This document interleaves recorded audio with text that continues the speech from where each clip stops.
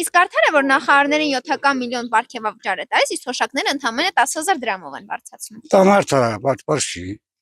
Մարդը էլի, բայց ժողովրդին փոստայից միլիոն տալիս։ Չէ, դա արդար չի։ Այն աղքատներին, որ ծայրահեղ աղքատ են,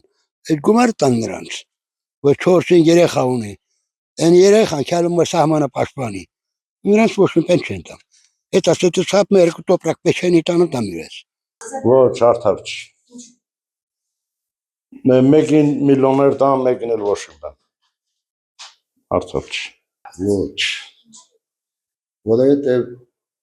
այդ արտաքին պարկը ասում եք համարում են որ զենք են առավ։ Այդ գումարը եթե Հայաստանը լրացուցիչ գումարներ ուներ, այդ գումարով զենք առնեն, ոչ թե նախարարներին կամ ազգային ժողովի պատգամավորներին պատկերադրել։ Որը իրանք հենց բոլորն են լավ են։ Այս գյուղացիների նման չեն, որ աղքատ ու տորում են։ Օրվա հաց մարդը, օրվա հացի փող չկա, չարի որ հաց առնի։ Չէ, դրանց պետք է մի կոպեկ էլ չտան։ Եթե նախարարը գալիս է ժողովրդի հարցը չի լուծում, մի կոպեկ էլ չպետք տան։